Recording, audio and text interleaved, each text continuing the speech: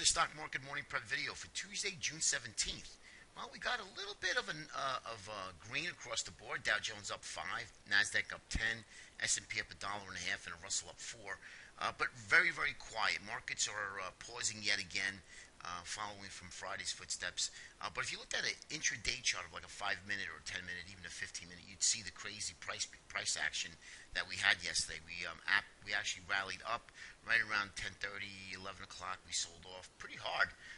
Tested the lows, then obviously rallied again to make new intraday highs, and then sold off again, making that last higher low. So really crazy price action yesterday, and that's all obviously due to low volume, number one. And number two, trying to find a footing. The markets are looking for a reason to move higher, and I think that the markets are carving a top here. Topping is always a process.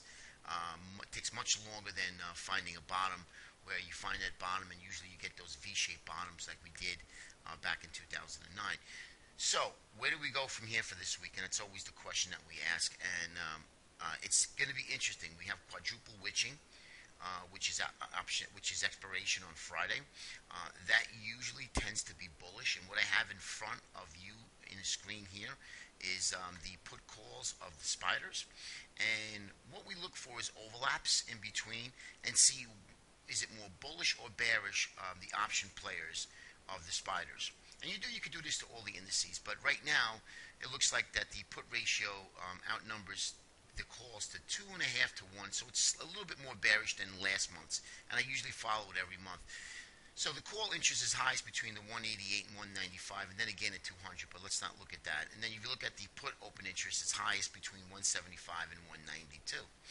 So there is overlap between 188 and 192, but most of the calls are at 192 and above. So really, technically, to cause max pain for both calls and put buyers, we want to see a range that needs to be a little bit of the upper end of the range to cause max pain. So where it is now, we closed yesterday at 194.28. So spiders would need to move a little bit down, maybe a couple of points for the next couple of days to create max pain. Remember, some of the calls are in the money, so we're talking about max pain now, calls and puts. And again, take it with a grain of salt, but I just thought it would be fun to show you. So spiders could actually sell off a couple of points here between now and the end of the week to cause max pain to get right in that middle of that range of 188 and 192 here. That's really where you see all the calls in blue and the puts in red. So right up in this range here is the max. So if we close that 194.28, another couple of points at 192 will create that max pain. Okay, it's just something to take a look at. Now let's take a look at crude oil here. We have tensions escalating in Iraq, and then you have the Ukraine debacle that happened over the weekend with the cargo plane.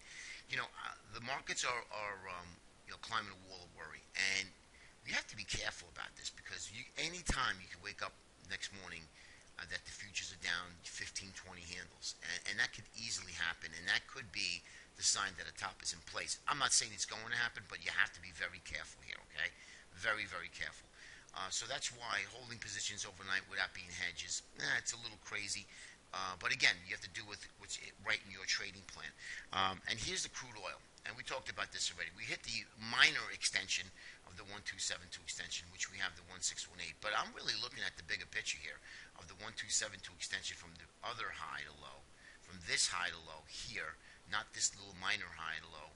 That comes into 1272 extension, and also bodes nicely with the 2618 from this minor high, So if that does happen, that will definitely put a damper in the economy, and consumers will start to tighten. No question about it. So it's like a removal of stimulus, whereas with crude is below 100, it's an injection of stimulus. Okay, so just keep that in mind. Watch what crude does, and watch what's happening overseas, guys, because that's really going to play hinder a role. And I wanted to show you the utility sector. This is the Etf Utilities. If everything was so great, utilities would be down in these areas about 38, 39. And it's not. It's holding at the upper end of the range. Same thing with consumer consumer staples. It is also at the upper end of the range.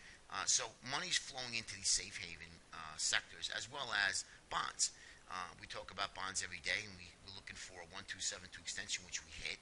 And next step is going to be the 140.26 to 1618, which bodes nicely with our inverted head and shoulders of this from this top to this bottom, and all you do is you project it, and that's where you get. So that's really the longer term picture.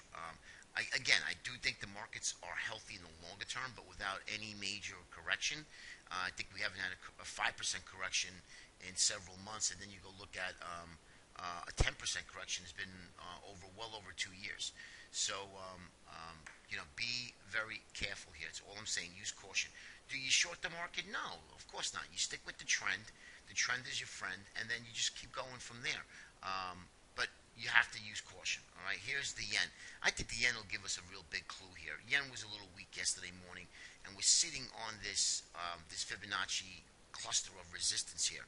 And as you can see, you have the two extensions. You also have a 38% fib, and it's going to need to break over it. But every day that it stays just underneath it, holding above these averages, is bullish. And if it breaks out, then equities are going to have a tough time rallying. But if this starts to break down again, like it did back here, you'll have another push higher in equity. So definitely watch the spot yen, or you can watch the dollar yen. The dollar yen is correlated with S&P, whereas the spot yen is inversely correlated. Okay, just a quick heads up. All right, so hourly chart of the S&P, we did a fib from here, from low to high, and we're at the 38% retracement right now, as you can see. 50, 61. I'm looking for this for a pullback to here, and that's 1895 to 1900. That's really my target on this little pullback, and then we would reevaluate it. Can it go to 38 and bounce? Absolutely. We don't know. We're just looking for extensions on where stocks that would probably normally would bounce. Now, as you can see, we have bearish symmetry here in all of our moving averages, all right, and still making lower lows and lower highs. Now we're just kind of basing here. So let's see if this can take this out, and then the next step would be the 50% retracement in the ES. Transportation sector obviously will be hit based on crude oil moving higher. It's going to take a big effect on these companies if they haven't hedged their oil. So you need to watch that. I do like the transportation sector for an objective short if and only if crude oil continues to move higher. Remember, transports move higher up in this area here. It takes everything else higher. It's our leader. So definitely watch what the transports are doing during the day. Diamond, same thing. Just kind of sitting here at the 20-period moving average, 20-day moving average, excuse me. I'm not a big trader of the Dow Jones, but if it does break out a little higher, of course, everything else will follow as well. And here is one thing, the canary in the coal mine. I put this bull flag yesterday, and I said, watch this. There's another bull flag that happened here. And sure enough, we broke out of this bull flag. So the IWMs have now turned bullish versus bearish here when you're having lower lows and lower highs for pretty much all of March and April and a good part of May. So now we have this bull flag that we broke out of, and which is bullish. So if you are an index trader, this is the one I'd be looking to buy on pullbacks, is the IWM. If now it can just break higher here and then fail again and roll back down again. Remember, we have low volume. Okay, so we really haven't confirmed this price action with volume. All right, well below average volume. So you really got to take this with a grain of salt from yesterday. All right, lastly is going to be the Qs, kind of sitting around here doing not much of anything. We had some definitely some laggards in the high beta names, the LinkedIn, the Amazons, the Netflixes and stuff like that. But did move. Price action did move in favor of the Qs, so just keep an eye on that as well. And remember, guys, when in doubt, stay out. If you're not sure or you're uncertain, cash is a position. What I like to do in these type of environments, instead of trading a 15-minute, 30-minute chart, dial it down to a 5-minute even, and your time frame is going to be quicker, but your exits are going to be quicker, so that's going to be less exposure to the markets. Okay. All right, guys. Hope that helps, and we will see you tomorrow with the next update. Take care.